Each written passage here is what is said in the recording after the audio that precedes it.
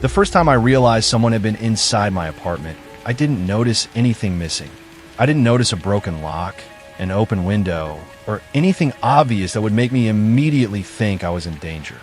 The only reason I knew something was wrong was because one small object on my kitchen counter was facing the opposite direction from where I always left it.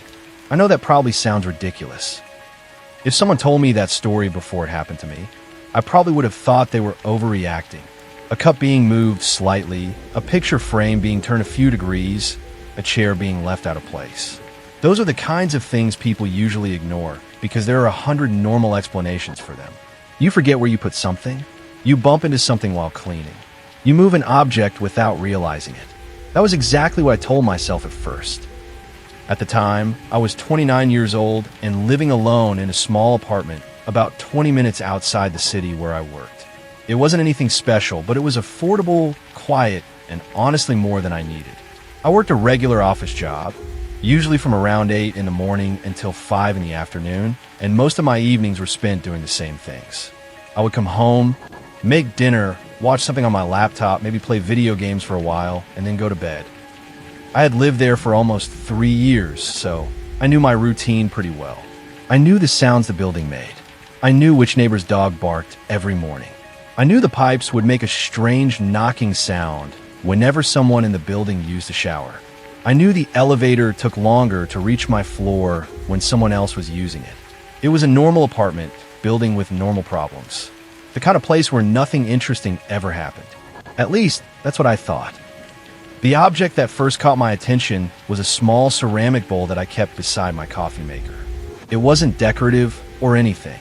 I used it to hold spare change, keys, and random things I would empty from my pockets when I got home.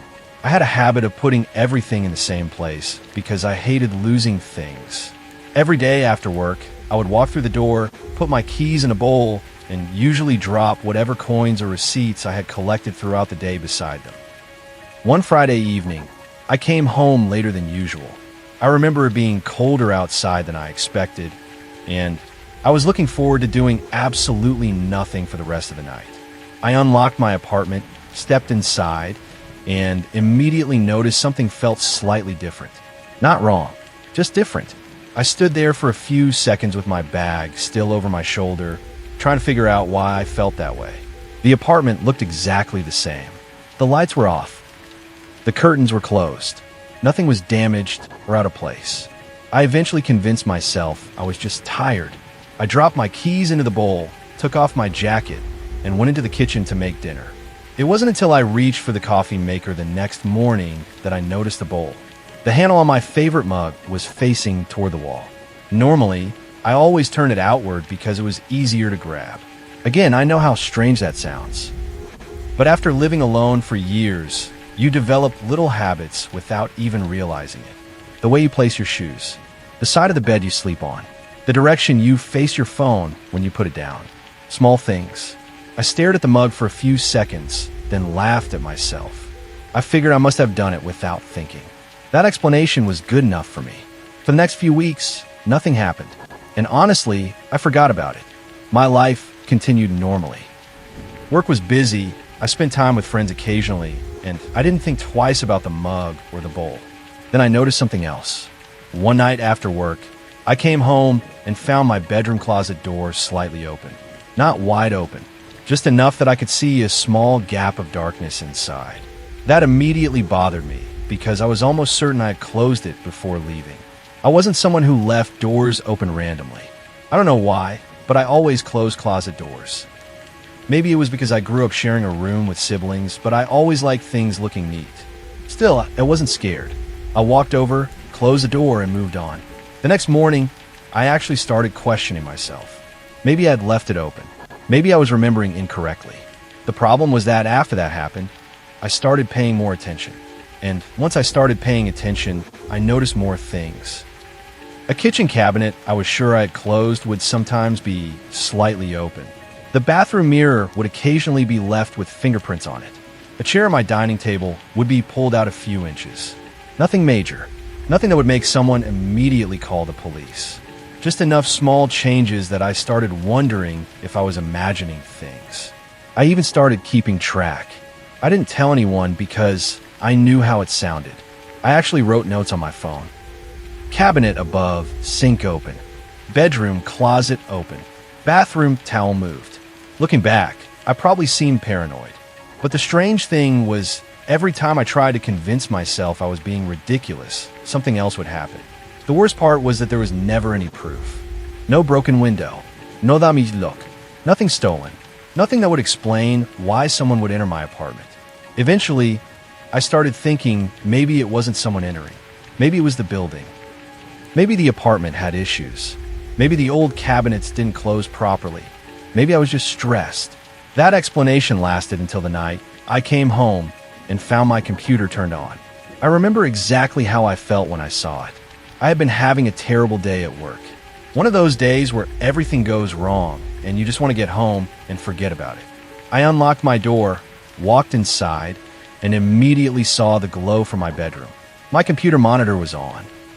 At first, I actually felt relieved because I thought maybe I had accidentally left it running. Then I remembered shutting it down that morning. I always shut my computer down. Always. I walked slowly toward my room. My first thought was that maybe someone had hacked my computer remotely. That was the only explanation I could think of. But when I reached my desk, I noticed something much stranger. My browser was open, and the page on the screen was my personal email account. I froze. I don't mean I was scared immediately. I was confused, because even if someone had hacked my computer, why would they open my email? I checked the history. There are no strange searches. No unusual websites. Nothing. Just my email. I immediately changed my password. Then I checked my apartment. Every room, closet, bathroom, under the bed, everything.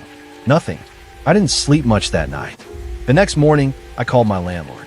I tried to explain the situation without sounding crazy. I told him I thought someone might have entered my apartment. He asked if anything was missing. I said no. He asked if anything was broken. I said no. There was a long pause. Then he told me something that honestly made me feel worse. He said that the building's front entrance lock had been having issues recently. Sometimes it didn't fully latch. He said he would have someone look at it. That was it. A simple explanation. But instead of making me feel better, it made me more uncomfortable. Because now I knew someone could potentially get inside. For the first time, I started thinking about all the times I had been gone during the day. All the hours my apartment sat empty. All the things someone could have done without me knowing. That weekend, I bought a small security camera. I didn't want to admit why I was buying it. I felt embarrassed, like I was becoming one of those people who sees danger everywhere. But I set it up facing my front door anyway. The first few days, nothing happened. No movement. No one entering. Nothing. I started feeling stupid. Maybe I had imagined everything. Maybe I was just stressed. Then, on the fourth night, I checked the footage before going to bed. And that's when I saw something that made me stop breathing for a moment. At 2:13 in the afternoon, while I was at work, someone opened my apartment door. I watched the footage again. Then again. The person didn't force their way inside. They didn't break anything. They simply unlocked the door and walked in. And the reason that bothered me more than anything was that I recognized the way they entered. They didn't look confused. They didn't look like they were searching for something. They walked inside like they already knew exactly where they were going. And they stayed there for almost 20 minutes. I kept watching, waiting to see who it was. Then, the person finally stepped closer to the camera, and I realized I had seen them before. The person standing in my apartment wasn't a stranger. That was the part that bothered me the most. If it had been some random person who broke into my apartment, maybe my brain would have been able to process it easier. It would have been terrifying, but at least it would have made sense. A stranger breaking in has a simple explanation. Someone wanted something. Someone made a bad decision. Someone was looking for money, electronics, or something they could steal. But this person didn't act like someone who was there to steal, and I knew exactly who they were. It was my neighbor from 2 doors down. His name was Daniel. I had lived in the building for almost 3 years, and I had probably spoken to him less than 10 times. He wasn't someone I considered a friend. He was just one of those people you recognize because you see them around. We would pass each other in the hallway. We would occasionally hold the elevator for each other. We would make small talk if we happened to be outside at the same time. Nothing more than that. He was probably in his late 40s. Quiet guy, always dressed neatly. The type of person who seemed like he wanted to keep to himself. That was why seeing him inside my apartment made absolutely no sense. I watched the video several times. I kept hoping I had somehow mistaken him for someone else. But it was him. The same gray jacket he always wore. The same way he walked. The same slight limp in his left leg. There was no question. Daniel had entered my apartment while I was at work. I immediately grabbed my phone and called the police. While I waited, I kept watching the footage. The strange thing was that Daniel didn't do anything dramatic. He didn't search through drawers. He didn't open cabinets. He didn't take anything. He walked directly into my bedroom. That was when I stopped watching. I don't know why, but something about that felt more invasive than anything else. Someone being in my home was already disturbing, but someone walking into my bedroom, the most private part of my apartment, made me feel sick. When the officers arrived, I showed them everything. They took the situation seriously, but they also had to be careful. The problem was that the video showed Daniel entering my apartment, but it didn't show how he got inside. There was no footage of him picking a lock. No footage of him stealing a key. No proof that he had actually broken in. The officer asked me if Daniel had ever had access to my apartment. I told him no, at least not that I knew of. Then he asked a question that I hadn't considered. Have you ever let him inside before? I thought about it, and then I remembered something. About 6 months earlier, I had a package delivered while I was away. The delivery driver apparently left it in the hallway instead of taking it back. When I got home, Daniel was standing outside his apartment holding the box. He told me he had grabbed it because he didn't want someone stealing it. I thanked him. I remember unlocking my door and putting the package inside while he stood there. The entire interaction probably lasted less than 30 seconds. But I suddenly wondered something. Had he been watching where I kept my keys? Had he seen my lock? Had he somehow made a copy? The police told me they would talk to him. I expected them to come back with some explanation. Maybe he would claim he was worried about me. Maybe he would say he accidentally entered the wrong apartment. Maybe there would be some misunderstanding. But there wasn't. When they spoke to Daniel, he admitted entering my apartment. He didn't deny it. According to the officer, Daniel claimed he was checking on things. That answer confused everyone. When asked what that meant, he apparently couldn't explain. He just kept repeating that he was making sure everything was okay. The police told him he couldn't enter my apartment again and warned him that any future incidents will be taken seriously. But because there was no evidence of theft or damage, there wasn't much more they could do at the time. I changed my locks the next day. I also installed a second camera inside my apartment. After that, things went quiet. For about a month, nothing happened. Daniel stopped acknowledging me completely. Before, he would at least nod when we passed each other. Now, he would look away. I tried to convince myself that maybe it was over. Maybe he realized what he did was wrong.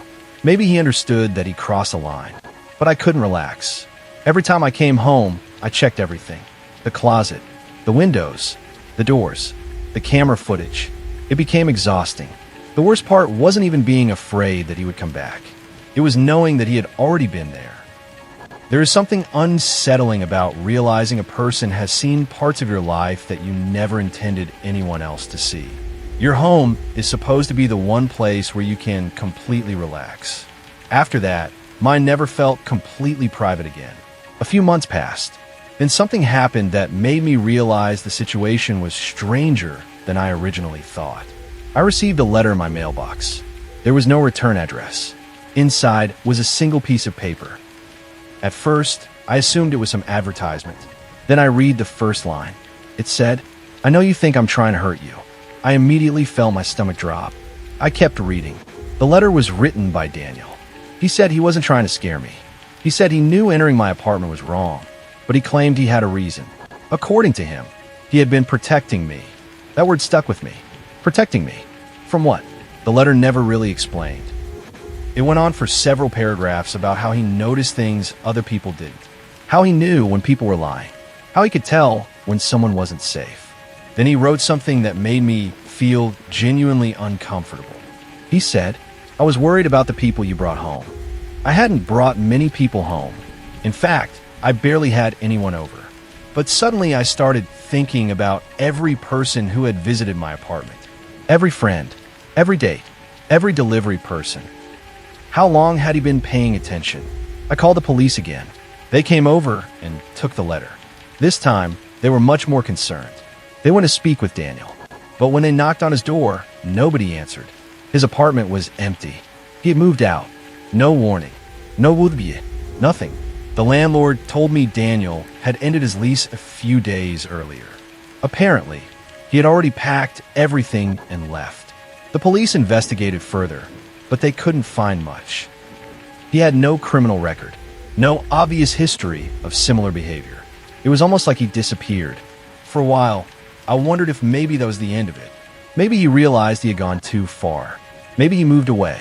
Maybe I would never hear from him again. But about 8 months later, something happened that brought everything back. I was moving apartments. Not because of Daniel specifically. At least, that was what I told myself. The truth was I couldn't stand living there anymore. Every hallway sound made me nervous. Every time my door handle moved slightly from the building, shifting, I thought someone was outside. While packing my things, I opened a drawer in my bedroom that I rarely used. Inside was an old notebook. I didn't recognize it. At first, I thought maybe it belonged to me and I had forgotten about it. But when I opened it, I immediately realized it wasn't mine. It contained dates, dozens of them. The earliest date was almost a year before I ever suspected anything. The entries weren't detailed. They were short, simple observations. What time he leaves, when she comes home, who visits. Lights off at 11:45. I felt cold reading through it, because it wasn't just about me. The notebook had information about several people in the building. Neighbors, their schedules, their habits, their routines. Daniel hadn't just been watching me. He had been watching everyone. I called the police again. They came and collected the notebook. I never found out exactly what happened after that. The officers told me they would investigate, but they couldn't share much information with me. I moved shortly afterward. I changed my phone number. I stopped posting anything publicly online. I became much more careful about what information I shared. Years have passed since then. I've never seen Daniel again. Sometimes I wonder what his real intentions were. Was he actually trying to protect people in some strange way? Was he convinced he was helping? Or was that just the excuse he gave himself? I don't know. And honestly, I'm not sure which possibility is worse. Because someone who knows they're doing something wrong is dangerous. But someone who genuinely believes they're doing the right thing can be even harder to understand. The part that still bothers me is thinking back to all those small things I noticed at the beginning. The cup facing the wrong direction. The closet door being open. The chair being moved. At the time, I kept telling myself I was imagining things. I kept looking for normal explanations because the alternative was too uncomfortable to accept. But eventually, I learned something. Sometimes your instincts notice things before your mind is willing to admit them. And sometimes the person you should be worried about isn't the stranger standing outside your door. Sometimes it's the person who already knows how to get inside.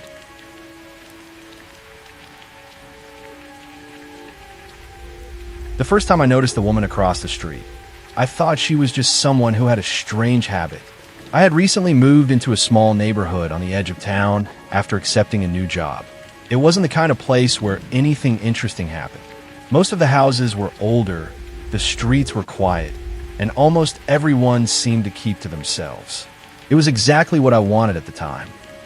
I had spent the previous few years living in a busy apartment building where I could hear everything my neighbors did. Doors slamming, people arguing through thin walls, footsteps above me at all hours of the night. After a while, it started to feel like I never had any privacy. So when I found a small rental house in a quiet neighborhood, I thought I had finally found the perfect place. The house itself wasn't anything special. It was a small 2-bedroom home with an aging kitchen, a narrow driveway, and a backyard that needed a lot of work. The previous owner clearly hadn't put much effort into maintaining it. But the rent was affordable and the location was close enough to my job that I didn't have to spend an hour commuting every day. I moved in during the middle of autumn, and for the first few weeks, everything felt normal. I would wake up, go to work, come home, make dinner, and spend the evening watching something on my laptop. I didn't know many people in the area, so most nights were pretty quiet. Honestly, I liked it that way. The first time I saw the woman across the street was maybe 2 weeks after I moved in. I was bringing groceries from my car when I noticed her standing in her front window. At first, I didn't think anything of it. People look out windows all the time. Maybe she was waiting for someone to come home or just happened to be standing there. But as I carried the bags inside, I noticed she hadn't moved.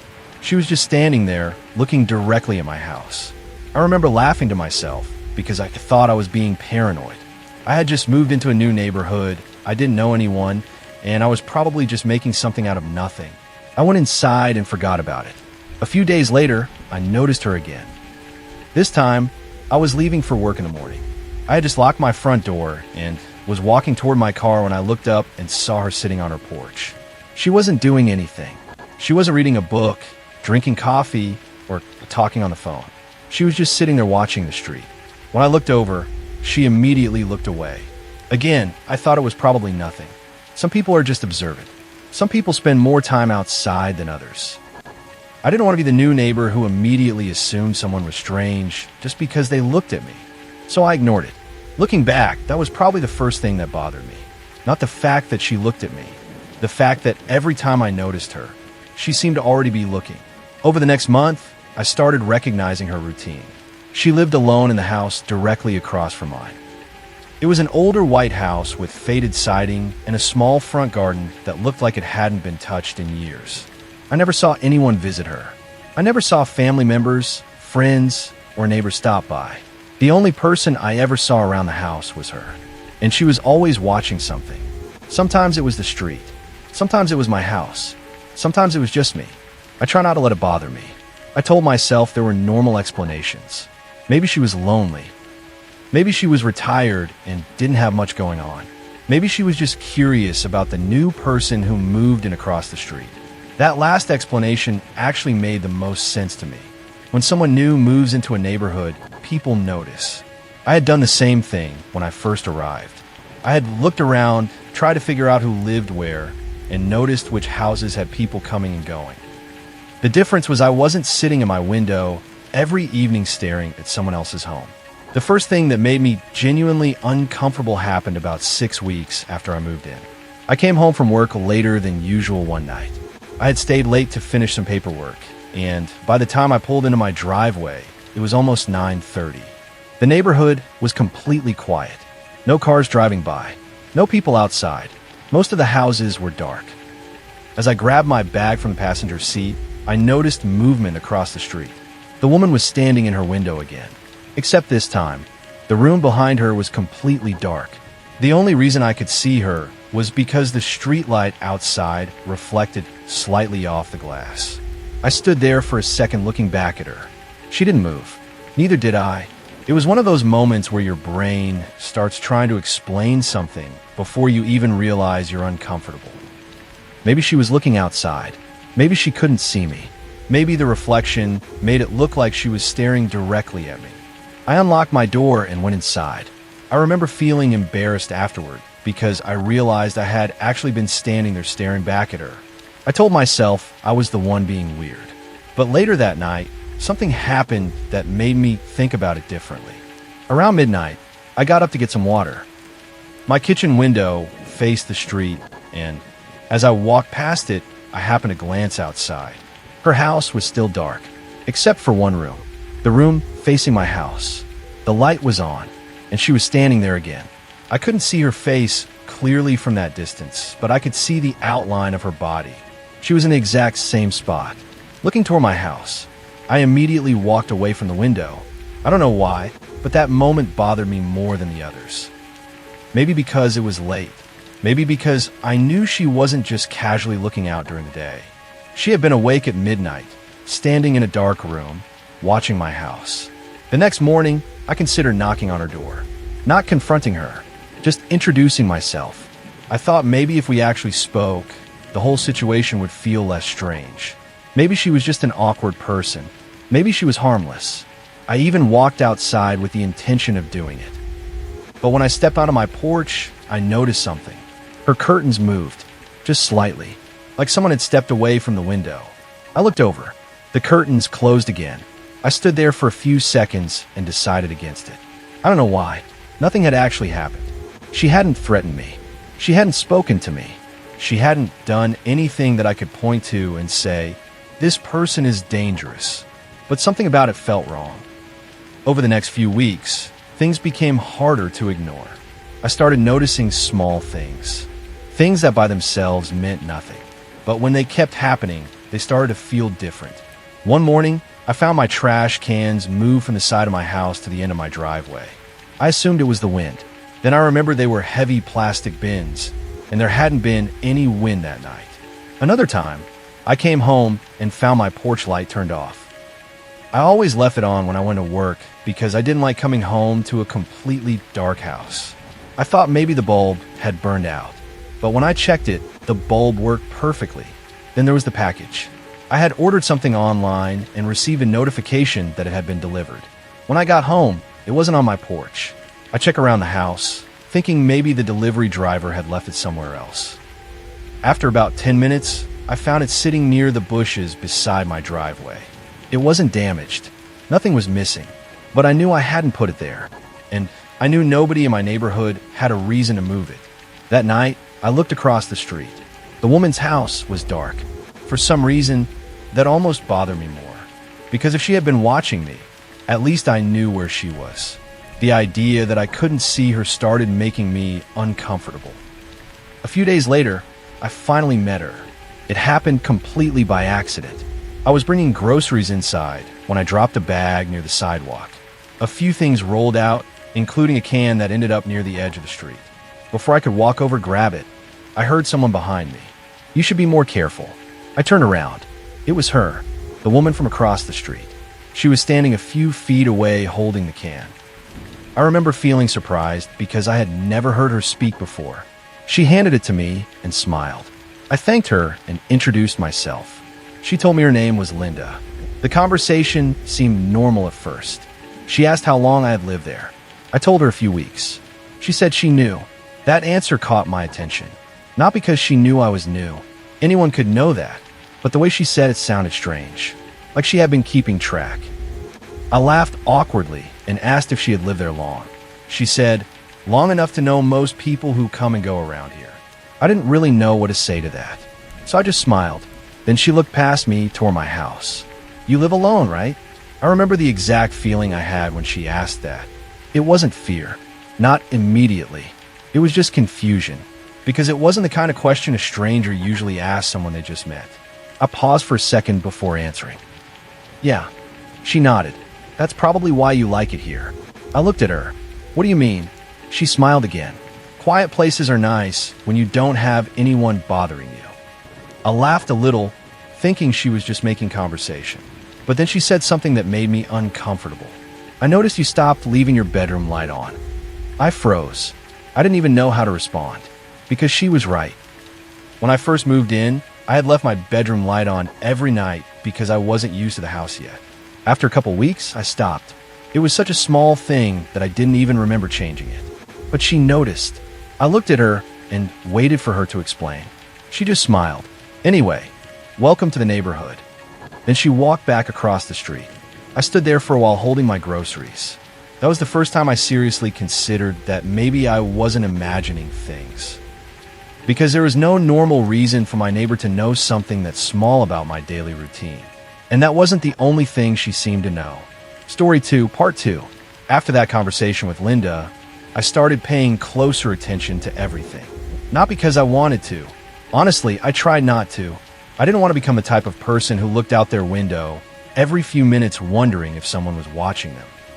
I knew how easy it was for your mind to convince you that something was wrong when you were already uncomfortable. So I tried to ignore it. I went back to my normal routine. I went to work. I came home. I cooked dinner. I watched TV. I did everything I normally did. But there was one problem. I couldn't stop thinking about how much Linda seemed to know. The bedroom light thing especially bothered me, because it wasn't something that could be explained away by coincidence. She hadn't just noticed that I was home. She had noticed a specific change in my routine, and that meant she was paying attention. For the next few days, I started testing it. Not in an obvious way. I didn't want her to know I was suspicious. I just made small changes. One night, instead of parking in my driveway, I parked on the street. The next morning, when I left for work, I noticed Linda standing outside her house. She looked at my car, then looked at me. She didn't say anything. But I noticed. Another night, I left my living room light off and turned on a lamp in another room instead. When I looked outside later, Linda's front window was dark. The next morning, I found my trash cans moved again. At that point, I started wondering if I was making connections that weren't really there. Maybe Linda wasn't moving my things. Maybe the trash cans were being moved by someone else. Maybe the package had been moved by a delivery driver. Maybe everything had some normal explanation. But there was one thing I couldn't explain. A few days later, I came home from work and found my back gate open. I immediately knew something was wrong. I always kept it closed, not because I was worried about anyone breaking in, but because my backyard was small and I had a dog at the time. I didn't want it wandering out if I left the door open, except I didn't have a dog anymore. I hadn't had one since moving there. The gate being open wasn't dangerous. It was just strange. I walked around the backyard, checking everything. Nothing was missing. Nothing looked damaged. But near the back fence, I noticed something that made my stomach drop. There were footprints in the dirt. Not a lot, just a few. Someone had stepped into my backyard. I stood there staring at them for a while. The first thing I did was look toward Linda's house. Her backyard faced mine. There was a tall wooden fence between us, so I couldn't see anything. But suddenly, I had this overwhelming feeling that I wasn't alone. I went inside and locked the back door. That night, I didn't sleep well. Every sound made me wake up. The house settling, a car passing by, branches moving outside. I kept telling myself I was being paranoid. But then around 2:30 in the morning, I heard something. A quiet scraping sound. It came from outside my bedroom window. I immediately sat up. At first, I thought it was an animal. Maybe a raccoon. Maybe a branch. Something normal. But then I heard it again. A slow movement against the side of the house. I grabbed my phone and turned on the flashlight. I didn't want to look outside. I don't know why. I just had this feeling that if I looked, I was going to see something I didn't want to see. Eventually, I forced myself. I slowly moved toward the window. I pulled the curtain back slightly. The backyard was empty. Nothing. No person. No animal. Nothing moving. I let out a breath and almost laughed at myself. Until I noticed something. The window screen was slightly bent. Not broken. Not damaged badly. Just pushed inward. Someone had touched it. I stepped back from the window. That was the moment I stopped thinking Linda was just strange. Something was happening. The next morning, I bought a small security camera. I didn't tell anyone. I didn't tell Linda. I didn't even tell my coworkers. I just wanted proof. If I was wrong, great. I would feel embarrassed, but at least I would know. If I was right, I wanted to know what was happening. I installed the camera facing my backyard and another one pointing toward my driveway. For the first few days, nothing happened. No movement. No strange activity. Nothing. And honestly, I started feeling relieved. Maybe I had been wrong.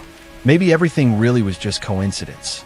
Then, one morning before work, I checked the camera footage. I don't know why I checked it. Something just made me. The night before, around 1:15 in the morning, someone had entered my backyard. The video wasn't perfect. It was dark, and the person was mostly hidden. But I could clearly see a figure walking along the fence line. They stopped near my back door. They stood there for almost 2 minutes. Then they walked away. I watched the video several times. I couldn't see the person's face, but I noticed something. They weren't trying to hide. They weren't moving like someone who was breaking in. They moved slowly, almost casually, like they belonged there. I immediately called the police. When they arrived, they watched the footage and took it seriously. They checked the property and asked if I knew anyone who might have a reason to be there. I said no. Then one of the officers asked me a question. Do you have any problems with your neighbor? I remember being surprised. I asked why he asked that. He said the camera angle showed the person entering from the direction of the fence between my house and Linda's. That didn't prove anything, but it was enough to make me uncomfortable. The officer spoke with Linda later that afternoon. She was apparently very polite. She told them she had no idea what they were talking about. She said she barely knew me, and technically that was true. The officers couldn't accuse her of anything. There was no clear proof, no face, no direct evidence. Nothing they could do. After they left, I decided I needed to talk to her myself. Not because I wanted to confront her. I just wanted to understand. The next day, I walked across the street. She answered almost immediately, almost like she was waiting. When she opened the door, she smiled. "Can I help you?" I asked if we could talk. She stepped outside and closed the door behind her. I asked her if she had ever been in my backyard. She didn't look surprised. She didn't get defensive. She just looked confused. Why would I do that? I told her about the camera footage. Her expression changed slightly. Not fear, not anger, something else. Almost disappointment. Then she said something I still think about. "I was wondering when you would notice." I just stared at her. "What?" She looked toward my house, then back at me. I knew you were going to figure it out eventually. My stomach dropped. I asked her what that meant. She was quiet for a few seconds. Then she said, "You should probably ask the previous owner why he left." That was the first time she genuinely scared me, because she wasn't acting like someone who was caught. She was acting like someone who knew something I didn't. I went back home and immediately searched for information about the previous owner. The house had been sold several months before I moved in. The previous owner was a man named Daniel. I found an old listing for the house and noticed something strange. The photos showed the backyard. There was a small storage shed in the corner. But when I moved in, there was no shed. I thought maybe it had been removed before I arrived. So I kept searching. Eventually, I found an old neighborhood forum. Someone had posted about Daniel moving away suddenly. The post wasn't recent. It was years old. People were speculating because he had apparently left almost everything behind. Furniture, tools, personal belongings. The house was sold quickly. But the thing that caught my attention was a comment from someone claiming to be a neighbor. They wrote, "Everyone knows why Daniel left." The comment had no explanation. Just that. I kept reading. Most people ignored it. A few asked what they meant. Nobody answered. I closed the page. I wasn't sure what to think. The next day, I decided to ask Linda. I wanted to know what she meant. I walked across the street again. But before I could knock, I noticed something. Her front door was slightly open. Not wide, just enough that I could see inside. I called her name. No answer. I knocked. Nothing. I started to leave. Then I heard her voice. "You're looking for answers?" I turned around. She was standing behind me. I jumped because I hadn't heard her come outside. She looked older up close than I originally thought. Tired, like someone who hadn't slept properly in years. I asked her what happened to Daniel. She looked at my house. Then she said, "He thought nobody knew." I waited. She continued, "Daniel was a very private person. That's what everyone thought. But private and secretive are different things." I asked what she meant. She told me that before I moved in, Daniel had spent months making changes to the house. Small things. Things nobody noticed. She said he installed cameras. Not outside. Inside. I felt a cold feeling in my stomach. I asked why. She said she didn't know. But one night, she saw him carrying boxes out of the house. And after he left, she noticed something. The cameras weren't removed. They were still there. Hidden. I immediately thought about my own house. The strange things. The moved objects. The feeling of being watched. I asked Linda if she thought Daniel was still around. She shook her head. No. Then she looked directly at me. "But someone is..." I didn't understand. I asked what she meant. She didn't answer. Instead, she told me something that completely changed how I saw the situation. She said Daniel wasn't the first person who lived in that house to leave suddenly. He was the third. I stood there in silence. Then she said, "I think you should check the attic." I went home immediately. I didn't even say goodbye. I grabbed a flashlight and climbed up into the attic. At first, everything looked normal. Dust, old insulation, boxes left behind by previous owners. Nothing unusual. Then I noticed something. Behind a stack of boxes near the back wall was a small hole. Not a natural hole. A hole someone had cut. I moved the boxes aside. Behind them was a small camera. Still attached. Still pointed directly toward the hallway outside my bedroom. I froze. I didn't touch it. I just stood there staring at it. Because suddenly, every strange thing that had happened since moving had made sense. The feeling of being watched. Linda knowing my routine. The person in my backyard. But there was one question I couldn't answer. How long had that camera been there? And more importantly, who had been watching me through it?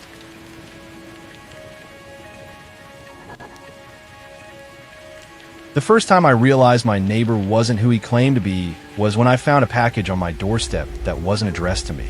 At the time, I didn't think it was a big deal. That was probably my biggest mistake. I had lived in my neighborhood for almost 4 years, and like most people, I had gotten used to the routine of seeing the same faces every day. The same people walking their dogs in the morning. The same cars leaving for work. The same neighbors occasionally waving when they saw each other outside. It wasn't the kind of neighborhood where everyone was best friends, but it was comfortable. Everyone knew everyone just enough. And honestly, that was exactly what I wanted. I had moved there after going through a difficult period in my life. I had just ended a long relationship, changed jobs, and needed a place where I could just have some peace. The house I rented was small but affordable. It sat near the end of a quiet street with only a few houses around it. There were a lot of older residents in the area, which meant the neighborhood was usually calm. Most nights, the loudest thing I heard was someone mowing their lawn during the afternoon or a dog barking somewhere in the distance. For the first few years, nothing strange ever happened. I knew my immediate neighbors, but not very well. There was an older couple to my left who had lived there forever, and on my right was a man named Eric. Eric was the kind of neighbor everyone seemed to like. He was probably in his late 40s, always friendly, always willing to help, and he seemed to know everything about fixing things around the house. Whenever I had an issue, he was the first person to offer advice. A broken fence board? Eric knew how to fix it. A leaking outdoor pipe? Eric had the tools. A problem with my car? Eric somehow knew exactly what was wrong. At first, I appreciated having someone like that nearby. Living alone, it was comforting knowing there was someone close who seemed trustworthy. Looking back now, that was probably why I ignored certain things. When someone seems helpful, you naturally give them the benefit of the doubt. You don't immediately question their behavior. You don't assume there is some hidden reason behind their kindness. You just think you got lucky and ended up with a good neighbor. The package showed up on a Tuesday afternoon. I had just gotten home from work and noticed it sitting beside my front door. At first, I assumed it was something I ordered. I grabbed it and looked down. The name on the label wasn't mine. It wasn't even close. It was addressed to someone named Michael. I looked around, thinking maybe the delivery driver had dropped it off at the wrong house. I checked the address. It was my address. That was what confused me. The package had my house number, but someone else's name. I brought it inside and thought about what to do. Normally, I would have just returned it to the delivery company. But then I noticed something. The return address was from a company I didn't recognize, and the package wasn't sealed very well. The tape on one side looked like it had been opened and resealed. I remember holding it in my hands, thinking that maybe the previous owner had accidentally had something shipped there. That seemed like the most logical explanation. Maybe Michael used to live there. Maybe the seller forgot to update an address. I put the package on my kitchen counter and planned on dealing with it later. But before I could forget about it, someone knocked on my door. It was Eric. I opened the door and he smiled. "Hey, everything okay?" I remember thinking it was strange because I hadn't contacted him. I told him I was fine. Then he looked past me into the house. "Did you get something delivered today?" The question caught me off guard. I glanced back at the package sitting on the counter. "Actually, yeah, but it's not mine." His expression changed slightly. Only for a second, but I noticed. He went from relaxed to interested. "What do you mean?" I told him about the package. I expected him to say something normal. Maybe that he knew the previous owner. Maybe that he recognized the name. Instead, he asked, "What name is on it?" Again, that seemed like an odd question. I told him, "Michael." The second I said it, his face went blank. Not confused, not surprised, just blank. Then he said, "I wouldn't open that." I laughed a little because I thought he was joking. "Why?" He looked at the package, then back at me. I just wouldn't. I waited for him to explain. He didn't. After an awkward silence, he said he had to get going and walk back to his house. I stood there watching him leave, feeling confused. That was the first time I thought something about Eric was strange. Not dangerous, just strange, because he clearly knew something, and he didn't want to tell me. That night, I searched the name Michael online. I didn't really expect to find anything. I assumed it was just someone who accidentally shipped something to my address. But I found something. A news article from about 6 years earlier. The headline was about a man named Michael who had gone missing. I almost closed the page immediately because I thought it was probably a coincidence. There are millions of people with the same name. But when I read further, I noticed the location. It was my town. The article was about a man who had disappeared after moving into a house on my street. I stared at the screen for a while. Then I looked at the package sitting on my counter. I don't know why, but suddenly I didn't want it inside my house anymore. I put it in my garage and locked the door. The next morning, I called the delivery company. I explained the situation and gave them the tracking number. The person on the phone told me something that made me uncomfortable. They said the package wasn't recently shipped. It had been sent almost 3 weeks earlier. I told them that was impossible because I had only found it yesterday. They said they understood, but according to their records, it had been marked as delivered weeks ago. I asked where it had supposedly been delivered. The employee read the address back to me. My address. I didn't know what to say, because that meant someone had received this package before I did. Someone had opened it. Someone had resealed it. And somehow, it ended up back at my house. I spent the rest of the day thinking about that. The more I thought about it, the stranger it became. Why would someone open a package, reseal it, and leave it at my house weeks later? And why was Eric so interested in it? That evening, I decided to ask him. I walked over to his house. His garage door was open, and he was working on something inside. He smiled when he saw me. "Everything all right?" I asked him about the package. Immediately, his smile disappeared. I asked him if he knew who Michael was. He stood there silently for a few seconds. Then he said, "Where did you hear that name?" I told him about the package. He looked around the street before answering. That was the part that bothered me. He looked around like he was checking if anyone else was listening. Then he told me something I never expected. He said Michael had lived in my house before me. I asked what happened to him. Eric didn't answer right away. He just said he wasn't the only one. I remember feeling uncomfortable. I asked him what that meant. He told me that over the years, several people had moved into that house and left suddenly. Some stayed only a few months. Some stayed less than a year. I asked if something was wrong with the house. He shook his head. "No, the house is fine." Then he said something that stuck with me. "The problem is what people don't notice." I asked him to explain. He looked toward my house. Then he lowered his voice. "I think someone has been using that house for a long time." I didn't understand. Using it for what? Before I could ask, Eric told me he shouldn't have said anything. He apologized and went back into his garage. I walked home feeling more confused than before, because now I had two possibilities. Either my neighbor was paranoid and making up some strange story, or he knew something he wasn't telling me. And I had a feeling it was the second one. That night, I didn't sleep well. I kept thinking about the package, the name, the missing person, the previous owners, and the fact that Eric seemed to know much more than he should.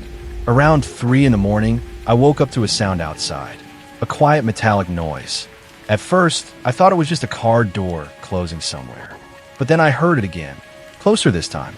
I got up and looked out my bedroom window. My driveway was empty. The street was completely still. But then I noticed something. The garage door was slightly open. I knew I had closed it before going to bed. I grabbed my phone and walked downstairs. As I reached the hallway, I heard something from inside the garage. A small movement, like someone shifting their weight. I froze, because suddenly I realized something. The package wasn't where I left it. Someone had been inside my garage. And whoever it was, they weren't looking for anything random. They knew exactly what they wanted.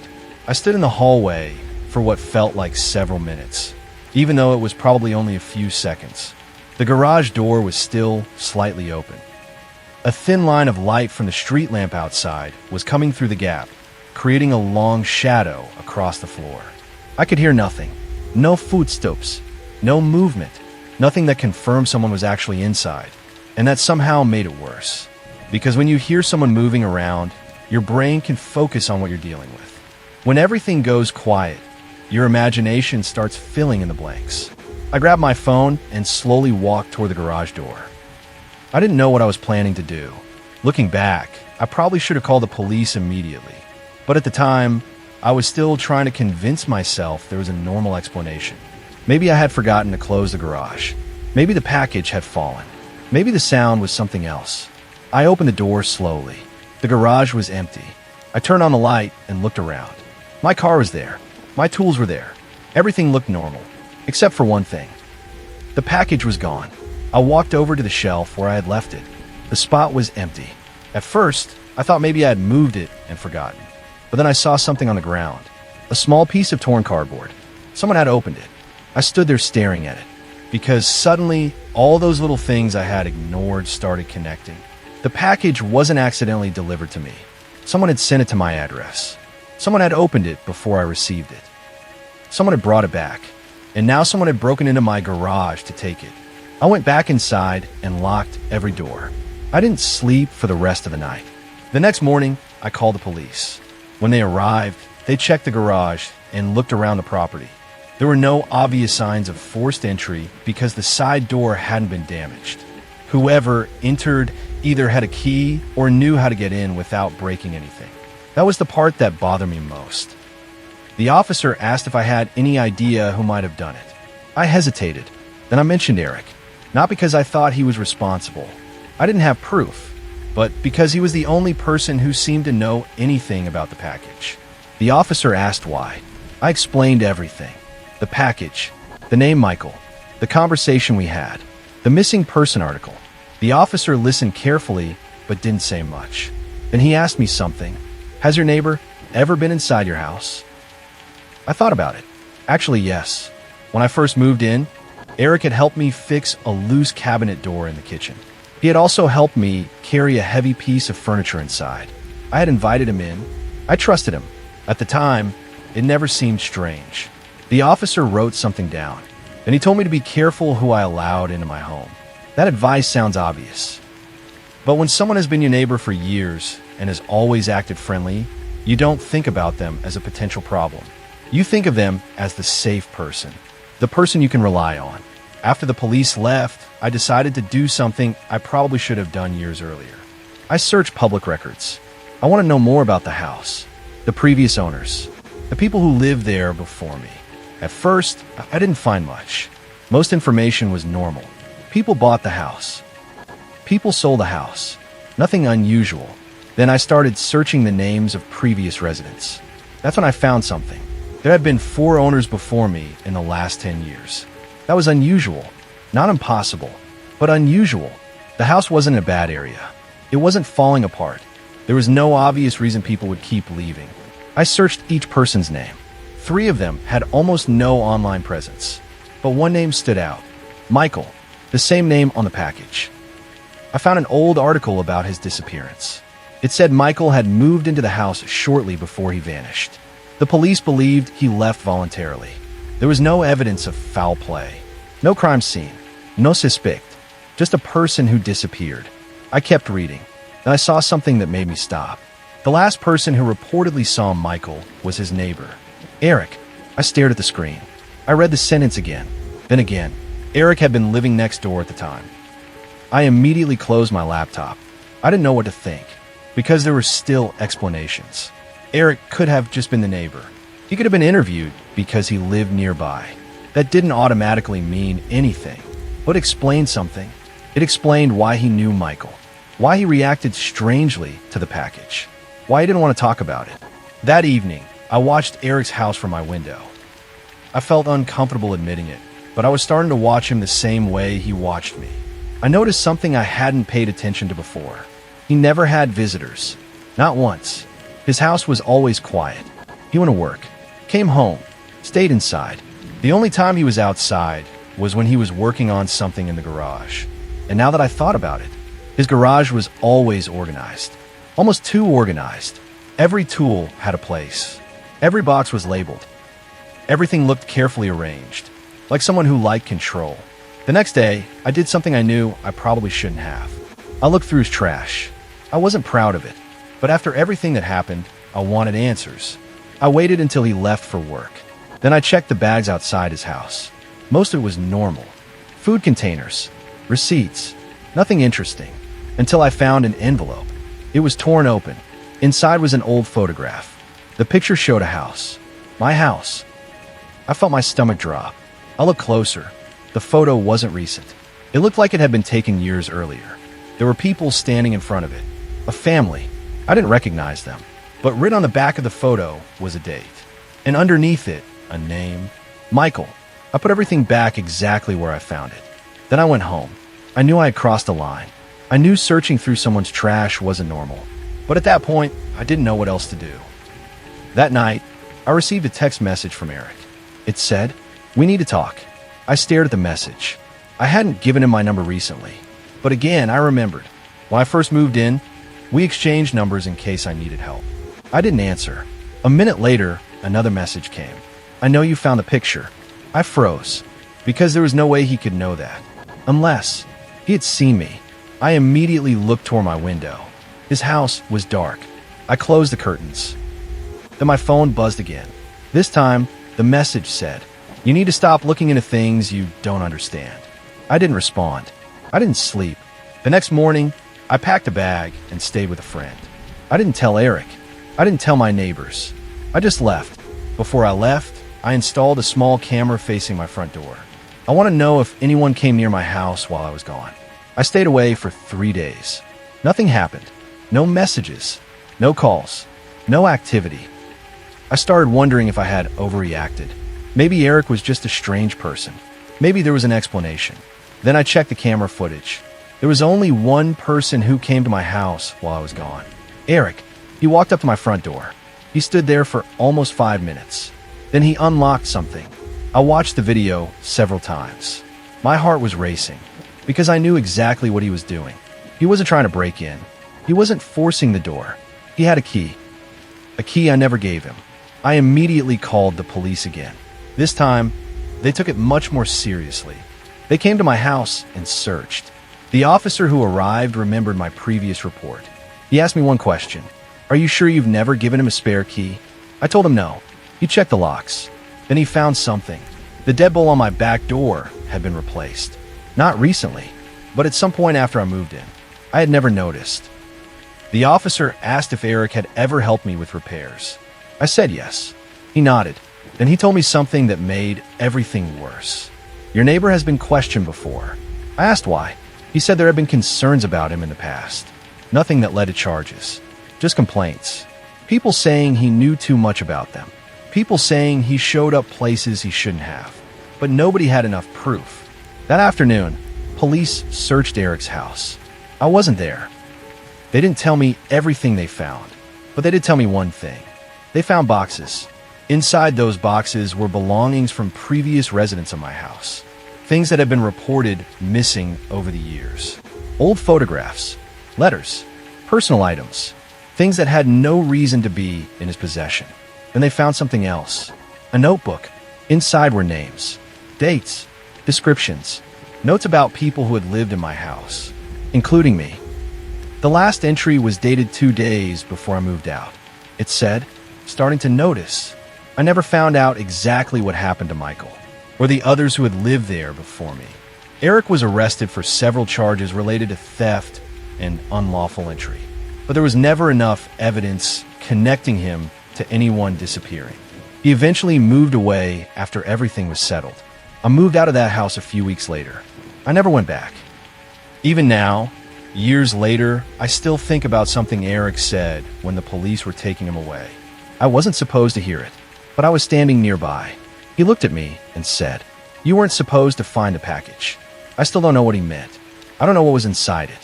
I don't know why he sent it to my house after all those years. And I don't know how many people lived there before me without realizing someone was watching them. The strangest part is that for years, I thought having a good neighbor meant having someone looking out for you. Now, I realize sometimes the person who knows the most about your life is the person you should be the most careful around.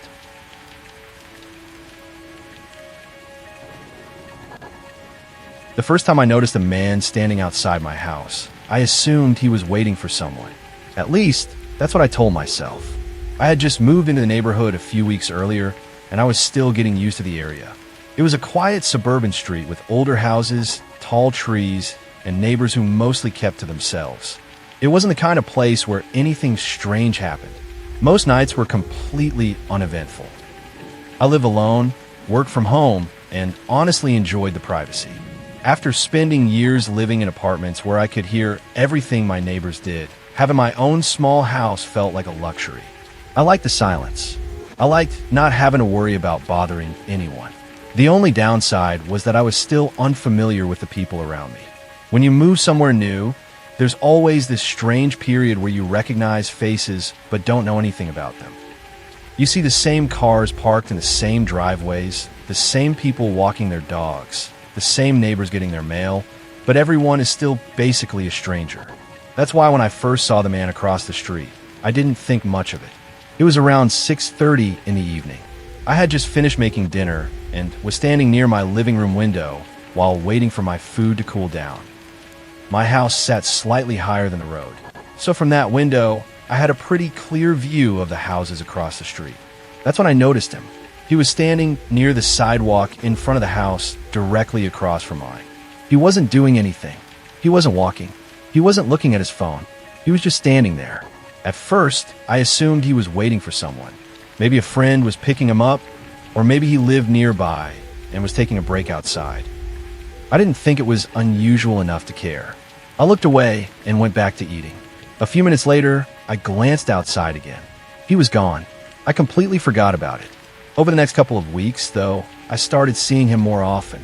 Not every day. Not enough that I immediately thought something was wrong. Just enough that I started recognizing him. He was probably in his late 40s or early 50s. He always wore simple clothes, usually jeans, a jacket, and some kind of baseball cap.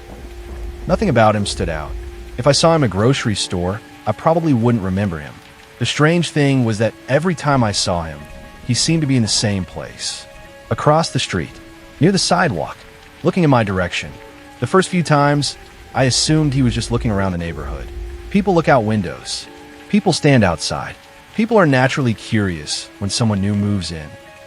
I didn't want to be the person who immediately assumed something bad about a stranger, so I ignored it. Then one morning, something happened that made me pay closer attention. I was leaving for work. I usually left around 8:15 in the morning, and because I worked remotely most days, I only had to go into the office once or twice a week.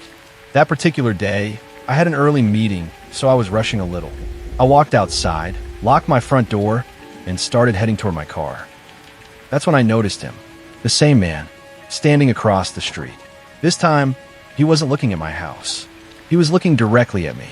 The second our eyes met, he looked away. It was quick, almost too quick, like he had been caught doing something he wasn't supposed to be doing.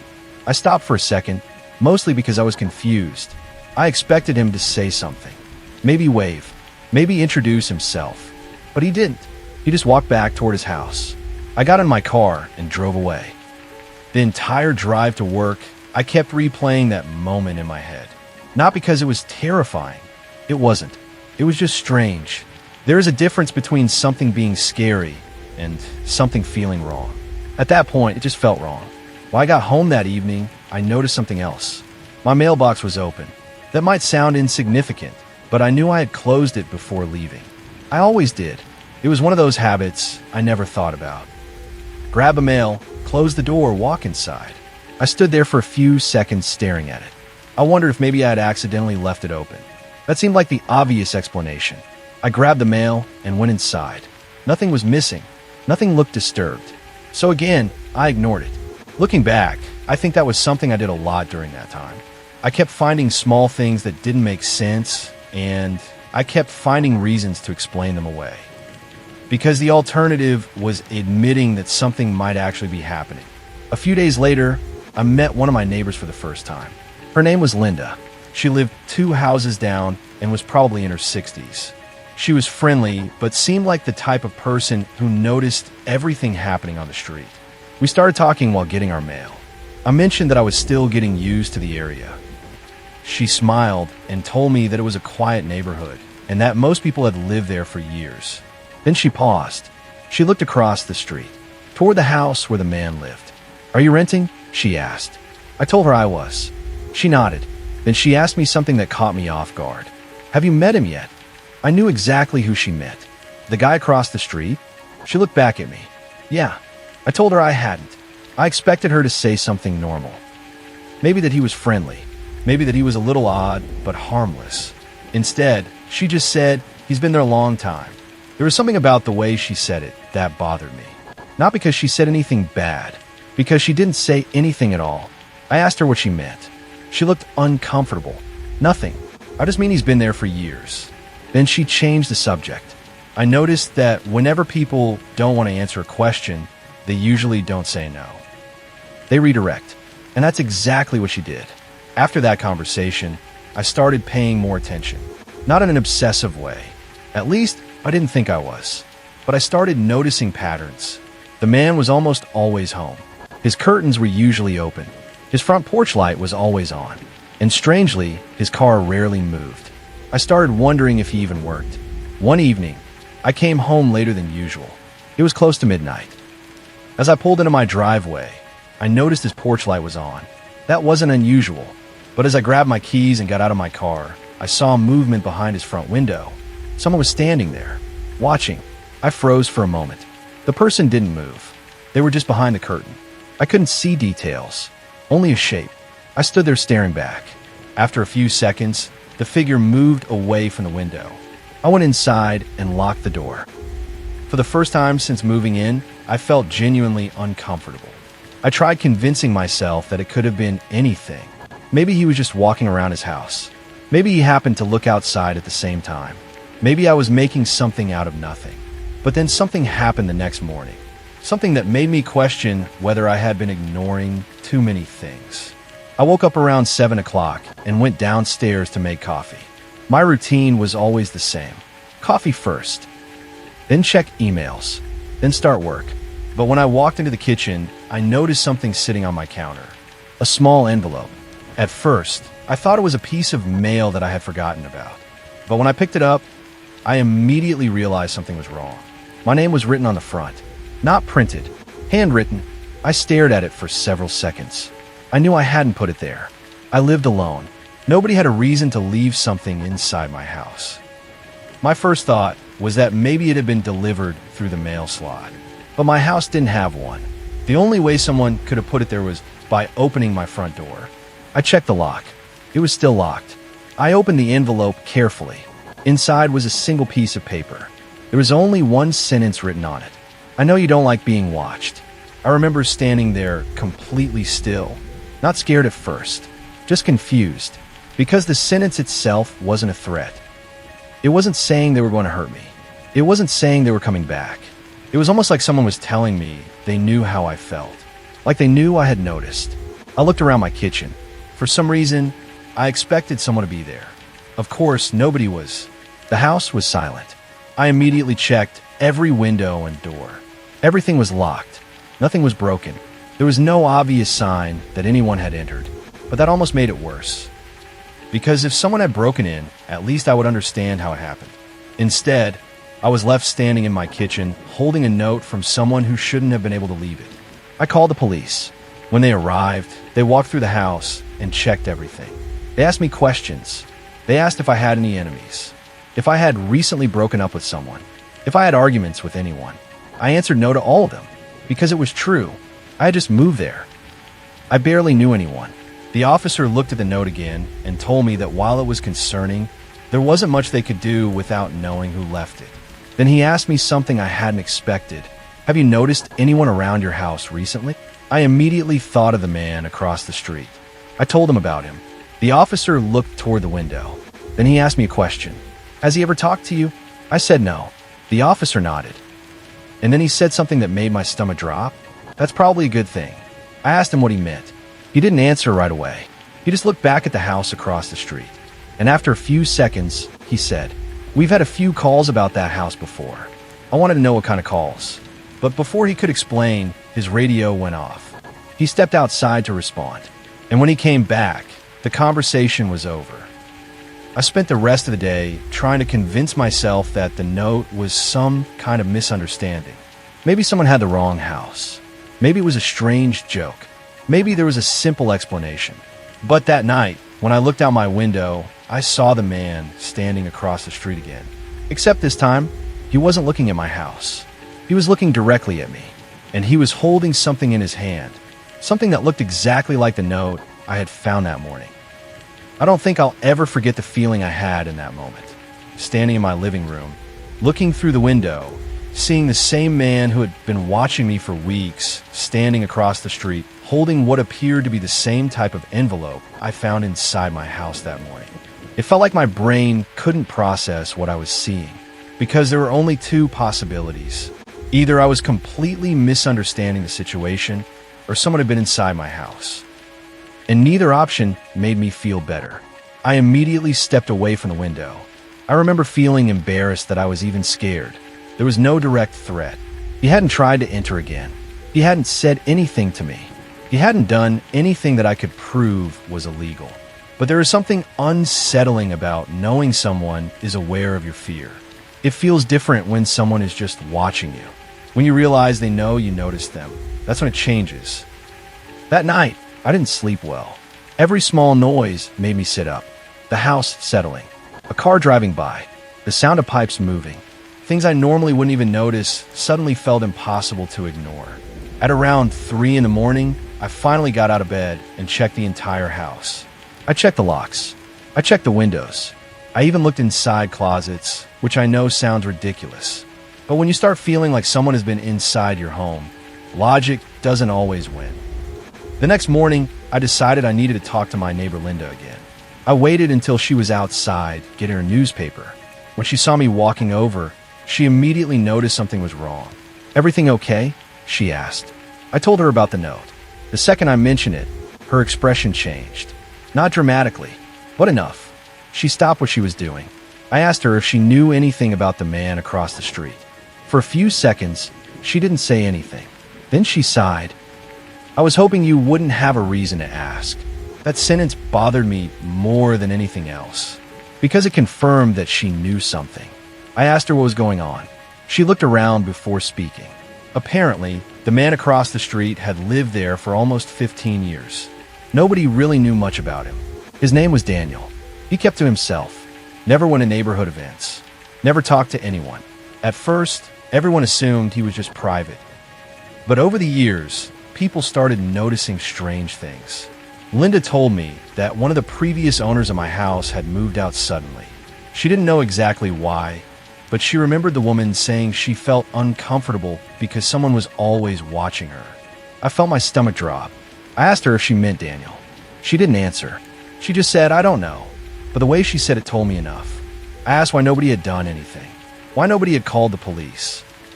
Linda explained that people had tried, but every time someone complained, there was never enough evidence. A person standing outside wasn't a crime. Someone looking out their window wasn't a crime. Being strange wasn't a crime. And because Daniel never directly confronted anyone, there was nothing anyone could really do. I thanked her and went back inside. That was the first time I seriously considered moving. I'd only lived there for a few months, but the idea of staying started feeling impossible.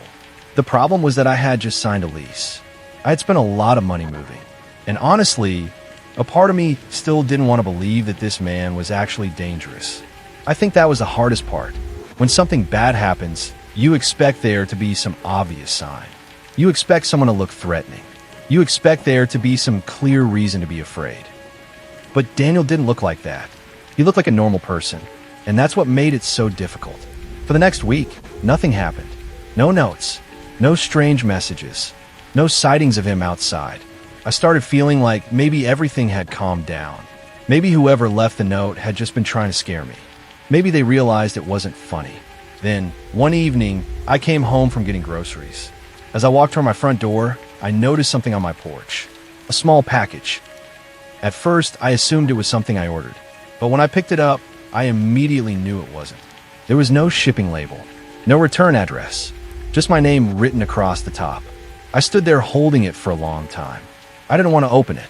Every part of me was telling me not to. But curiosity is a strange thing.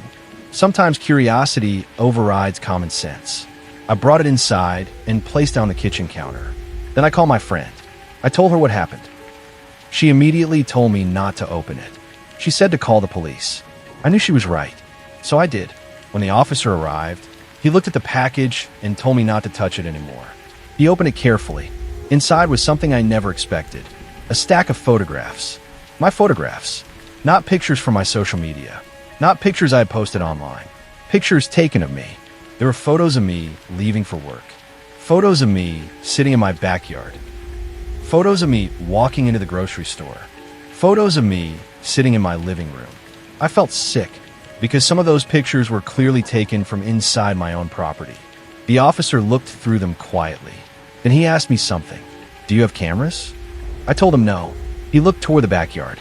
Then he asked, "Do you have any reason to believe someone could access your property without being noticed?" I immediately thought about the note, the envelope, the fact that someone had somehow gotten inside. I told him I didn't know. The police ended up searching the outside of my house. They didn't find anything obvious. No footprints, no broken windows, no signs of forced entry. But while they were checking the backyard, one officer noticed something. A small section of the fence was loose. Not broken, just loose, like someone had moved it and put it back. That was enough for me. I decided I was done. The next morning, I started looking for another place to live. I didn't care about losing money. I didn't care about breaking the lease. I just wanted to leave. But before I could find somewhere else, something happened that made me realize how long this had actually been going on. I was packing boxes in my bedroom when I heard knocking.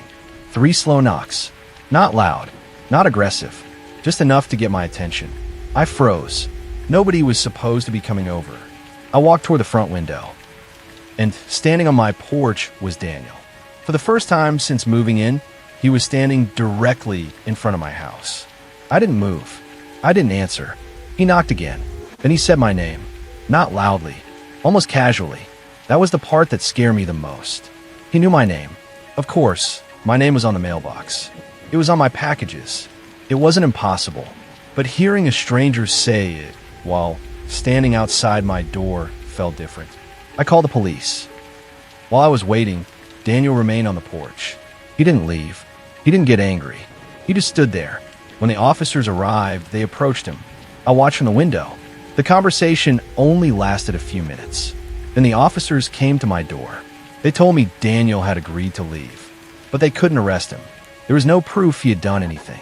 I remember feeling so frustrated, because from my perspective, everything was obvious. But from their perspective, they had to work with evidence, not feelings. Before leaving, one officer asked if he could speak with me privately. He told me something that I still think about. He said, "Sometimes people like this don't need a reason that makes sense to everyone else." He told me that if I felt unsafe, I should trust that feeling. I moved out less than 2 weeks later. I didn't tell Daniel where I was going. I didn't tell my neighbors. I didn't leave a forwarding address. I just disappeared. For the first few months after moving, I was constantly checking over my shoulder. Every unfamiliar car made me nervous. Every person standing outside made me wonder. But eventually, things went back to normal. I never saw Daniel again. I never received another note. I never found out exactly how he got inside my house. And honestly, I don't think I want to know. A few years later, I looked up the old neighborhood online. I don't know why. Maybe part of me wanted closure. I found out that the house across from mine had been sold. Daniel was gone. The strange thing was that when I looked at the listing photos, I noticed something. In one of the pictures of the living room, there was a wall covered with photographs. At first, I thought they were just decorations. Then I zoomed in. They were pictures of the neighborhood. Houses, cars, people walking. I couldn't tell who they were, but I recognized the feeling immediately. Someone who spent years watching people. Someone who collected moments from strangers' lives. I closed the page and never looked again. To this day, I still don't know what Daniel wanted. Maybe he was just lonely. Maybe he enjoyed making people uncomfortable. Maybe there was something else going on that I'll never understand. But I do know one thing. The scariest people aren't always the ones who look dangerous. Sometimes they're the people who blend in. The people who stand across the street. The people who know your routine before you realize they know it. And the people who make you wonder how long they've been watching before you finally notice them.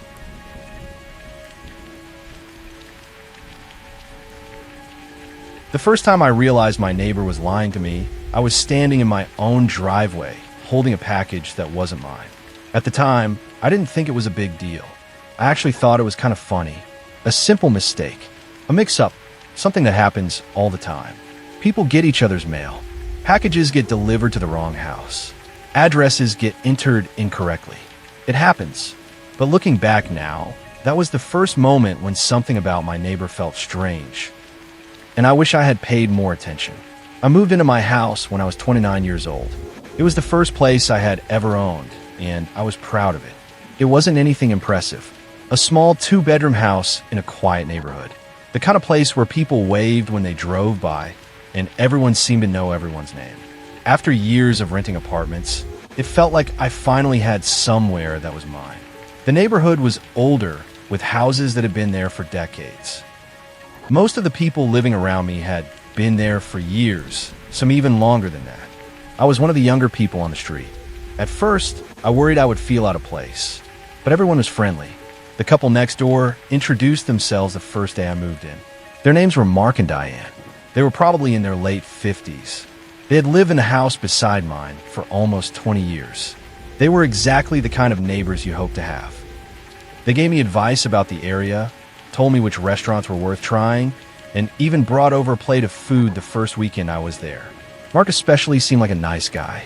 He was the type of person who always wanted to help.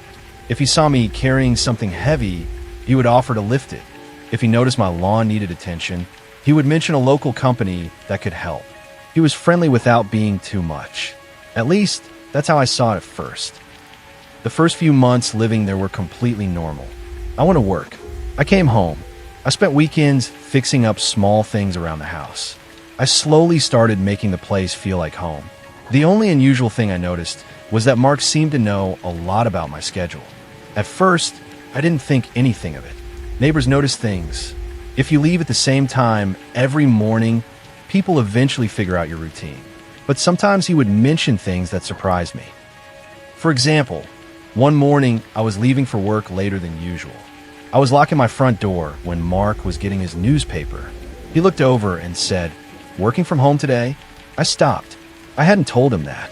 I asked him how he knew. He laughed. He said, "I just noticed you usually leave earlier." It was a reasonable explanation. And honestly, it wasn't strange enough to bother me. So I ignored it. A few weeks later, he made another comment. I had just gotten back from visiting my parents for the weekend. I was unloading my car when Mark walked over. "Good trip." Again, I paused. I hadn't told anyone I was leaving. I asked him how he knew. He pointed toward my driveway. "Your car was gone." That answer made sense, but something about it still bothered me. Not because it was impossible, because I started realizing how often he was paying attention. Noticing someone is one thing. Tracking their habits is another. Still, I didn't want to judge him. Some people are just observant. Some people are naturally curious. I told myself that was all it was. Then came the package. It happened about 6 months after I moved in. I had ordered some equipment for my home office. Nothing expensive, just a new monitor and some accessories. The delivery company sent me a notification saying it had arrived. When I got home, there was nothing on my porch. I checked around the house. Nothing. I looked at the delivery photo in the email. The package was sitting outside, but not outside my house. It was outside Mark's house. I thought it was funny. I walked next door and knocked. Mark answered almost immediately. Almost too quickly. I held up the package. "Hey, I think this got delivered to you by mistake." He looked at it. Then he smiled. "Oh yeah, I grabbed that earlier." I laughed. I assumed he meant he grabbed it because he didn't want it sitting outside. But then he said something that caught my attention. "I figured it was yours." I looked at him. "Ow!" He shrugged. Just recognized the name. That was the first time I felt uncomfortable. Not scared, just uncomfortable. Because the package didn't have my name in giant letters. It was just a shipping label. A stranger wouldn't know it belonged to me unless they looked closely. I thanked him and took it. I convinced myself I was overthinking it. That night, I opened the package and noticed something. The tape had been cut. Not completely, just slightly. The box had clearly been opened and resealed. I stared at it for a while. My first thought was Mark. Then I immediately felt guilty. Why would I assume that? He was my neighbor. He had been nice to me. Maybe the delivery driver opened it by accident. Maybe it was damaged. There were 100 explanations. So again, I ignored it. A few weeks passed. Then something happened that I couldn't explain away. I came home one evening and noticed my back gate was open. I was confused because I always kept it closed. I walked around back. Nothing looked damaged. Nothing was missing. But the gate was definitely open. I closed it and went inside. The next morning, I mentioned it casually to Mark. I don't know why I did. Maybe because he was the only person nearby. Maybe because I wanted someone else to tell me I was imagining things. Instead, he said something strange. "Oh, I thought you knew." I looked at him. "Knew what?" He hesitated. Then he said, "I saw someone back there yesterday." My stomach dropped. I asked him why he didn't tell me. He shrugged. "I figured it was you." That answer bothered me, because he knew my car was gone.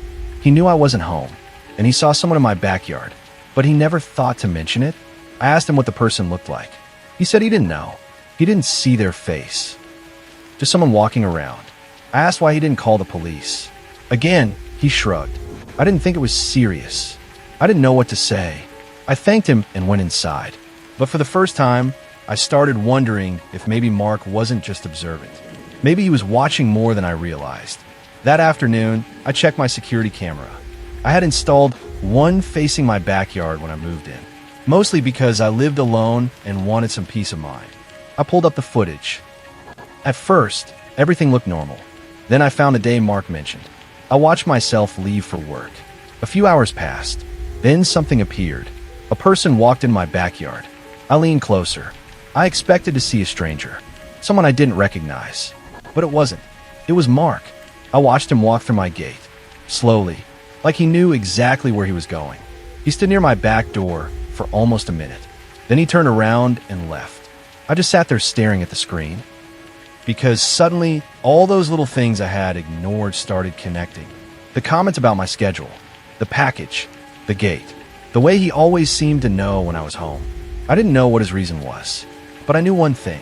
My neighbor had been inside my backyard while I wasn't home, and he had never mentioned it. I watched the footage again. This time, I noticed something I missed the first time.